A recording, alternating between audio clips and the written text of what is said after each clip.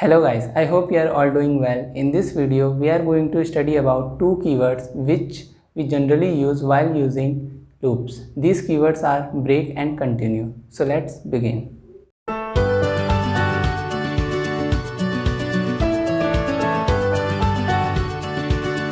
So now let's first talk about continue keyword. Okay, let's say I am initializing a variable here. Okay, I less than 10 and I plus plus.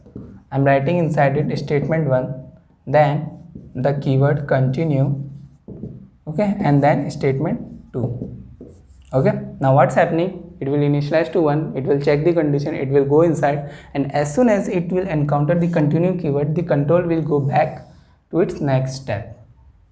Okay, then this step will take place. I will become 2, then the condition will be checked, then statement 1 will again execute, then it will again see continue. If it is seeing continue keyword, then it will go back to the next step and I will become 3. Okay, simple use. Let's say if there was no continue, then what will happen? Then statement 1 will execute, statement 2 will also execute, and as soon as this curly braces will end, only after that this control will go to its next step, right? But when we are using continue keyword, then even before the curly braces are ended, the control will go to its next step. Okay, so this is how we use continue in for loop. Similarly, if we see in while loop, okay, while any condition, let's say I less than 10, okay, and I am writing here statement 1, statement 2, okay, and I write here continue. Okay, now what will happen? It will first execute statement 1 if the condition is true. Let's say I was 1. If the condition is true, then it will execute statement number 1, then it will see the continue. Okay, as soon as it will see the continue, it will go back here, check the condition. If the condition is true, then again execute statement 1, then continue, then again go here. Okay, now if there was no continue, then what will happen? First statement 1 will execute, then statement 2 will execute, then it will see the okay, this is the end of our curly braces, then it will go back here. Okay, now but if I use continue, then even before the end of the curly braces, it will go back to the condition part, right? Similarly, if we talk about do while, right, do while, let's say the condition was I greater than 10 and I was defined as 1, okay, and here is statement 1, here is statement 3, right, and I had written here continue. Okay, so now what will happen? It will do the work, execute statement 1, and then it will, then since continue it written, then the control will go to the condition part. Okay, the general way is that whatever is after that, whatever is the after step of this ending curly braces, it will, the control will go there whenever I am using continue. Okay, it will go here, it will check the condition. If the condition is true, then it will again execute the things, and if the condition is false, then it will, control will go to its next line. Okay, so if you see here that what happening, the loop is going in infinite loop. Okay, so to overcome this problem, we generally use here some condition. Okay, so based on the condition, if the condition is true or the condition is false, this continue statement will take place, otherwise it will not, right?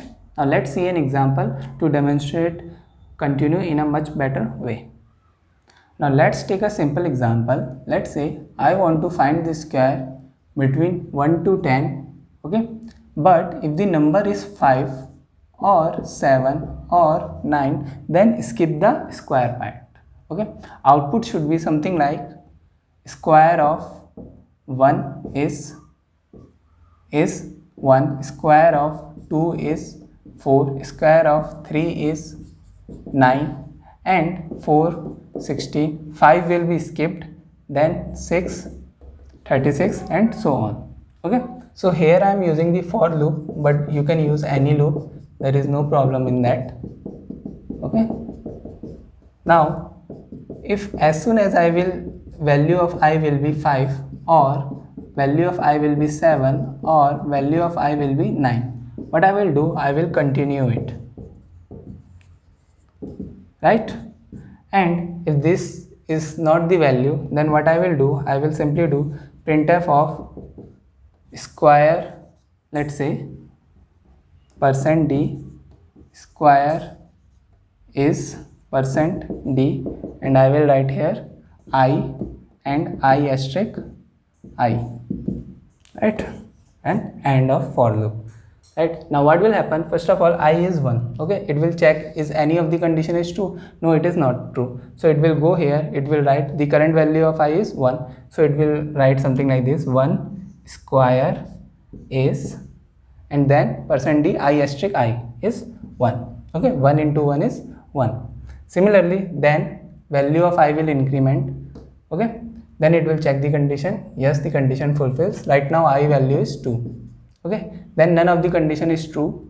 Okay, again it will go here, right here 2 sq is 4, right, and for similarly for 3, for 4 it will give the output. Now when the value of I will become 5, okay, it will check the condition if I equal 5, I equal 7, or I equal 9. So this condition will be true and the entire expression will evaluate it to true. Okay, and it will check here, it is written continue keyword. So now it will not go in here. Okay, it will not go here, the control will go back here. Okay, and it will increase the value by 1, which will become I value will become 6. Okay, so the fifth part is skipped, right? Then it will check, then I will become 6, will condition will be checked, then none of the condition will be followed. Okay, then it will again give the output for 6. Okay, then when the value will become 7, this condition will be true, entire expression will be true, and then it will again encounter continue and go back I plus plus. So what we are doing, we are actually skipping this value. Whenever I am encountering 5, 7, 9, I will skip this part. This is also the benefit part of using continue keyword. Okay, for example, here only one statement is written. Okay, so how many times this statement is not executed? 3 times. What are those times? When the I value is 5, when the I value is 7, when the I value is 9. Okay, this line is not executed. Okay, now let's say there are 100 lines.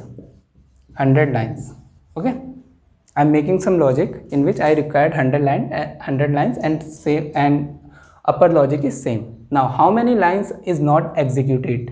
Okay, this will be 3 into 100, means I have saved the execution time of 300 lines. Okay, this is where continue keyword is helpful, right, when I want to minimize the execution time. Okay, now let's talk about break keyword. Okay, generally what happens to terminate a loop? Okay, to terminate a loop, this condition should be false. This condition should be false, right? If this condition is false, then the control will go after this curly braces. Okay, similarly in while loop, when this condition will become false, the control will go to the next line. Similarly in do while, when this condition will become false, then control will go to the next line, right? But let's say inside the loop I want to break the entire loop. Okay, I am inside the loop and I write here break. Okay, for example, let's say this is the example here, and I write here if I is equal 5, then break. Okay, now what will happen? First I will become 1, no problem, then I will become 2, okay, no problem, I will become 3, no problem, I will become 4, no problem. As soon as I will become 5, it will encounter break keyword and the control will go back here. Okay, if the break keyword was not there, then value of I will again increase and increase and increase. Okay, so break is used to terminate a loop. Okay, let's say we make a program in which I ask a user to enter any number between 1 to 100. Okay, and whatever the user will give input, let's say he gives input as 65, then I will give him the square of every number between 1 to 65. Okay, so output will be something like 1, 4, 9, 16 and so on. Okay, but only till 65, and the number he can write is between 1 to 100. Okay, so let's say here I do the scanf %d for number. or we can say user input number. Okay, then I will make a loop I equals to 1, I less than, how many times it maximum the user can input, 99. Okay, so it should run between 1 to 100 times. Okay, and 1 to 100. Okay, I plus plus. Okay, now I will first check if I is equal num. Okay, if I is equal num, then I will do break. Okay, and if it is not equal num, I can also write here in else part. Okay, but I am not using that. I will write here simply printf %d I star I. Okay, now what is happening? First, let's say the user input as 4, simple 4, and now the output should be 1, 2, 9. Okay, this should be the output. So now first of all, I will be 1, it is initialized, then the condition is true. Now what will happen if I equal 1? Is 1 equal 4? The condition is false, so it will go here and it will print the square of I, which will be 1. Okay, then it will increment the value, I will become 2. Okay, then 2 equal 4, 2 equal 4, the condition is false, then it will not go in this block, it will go here, control will go here, and it will print square of I, which will be I is 2, square will be 4. Okay, now the value will increment, I will become 3, and it will check is 3 equal num, is 3 equal 4, no it is not. Okay, this condition again false, so this block will not execute, again it will print square of 3, which will be 9. Okay, now I will become 4. Okay, I will become 4, it will check the condition, condition is true, is 4 equal 4, is 4 equal 4, yes it is. Okay, since the condition is true, it will encounter now break statement, and this loop will terminate. Okay, this entire loop will terminate and the control will go here. Okay, so our final output will become 149.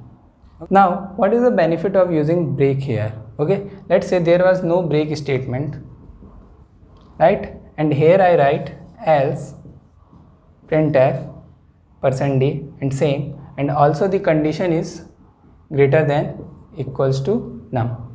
Okay, same output will be shown. Okay, let's see here, I is 0, let's say first of all I is 1, then output will be 1, square of 1, because this condition is false. Then again I will 2, square will be printed 4, I is 3, square will be printed 9. Now I is 4, I is 4 means this condition is true, so nothing will be printed, Okay, similarly for I equals to 5, this condition is true, I greater than equals to num, means 5 greater than equals to 4, so this condition is true, again nothing is printed. Okay, similarly for 7, 8, 9, 10, so on till 99, nothing will be printed, and our final output will be 149. Okay, but here you see the number of times this loop is executed is 99 times. Okay, but when I am using a better approach, let's say I is equal num, or let's say the same condition, okay, and I am using here break. Okay, now what is happening, it run for 1, it run for 2, it run for 3, but as soon as it will encounter 4, the loop will terminate. So here only 3 times loop run. Okay, so what's happening, it is saving my execution time, right? So this is the benefit of using break. Okay, you have to use break and continue keyword wisely, and both of these keywords are used generally to save our execution time. Okay, so that's all for today guys. I hope you like the video. If you have any doubt, you can comment it down, and thanks for watching, and I hope to see you in the next video.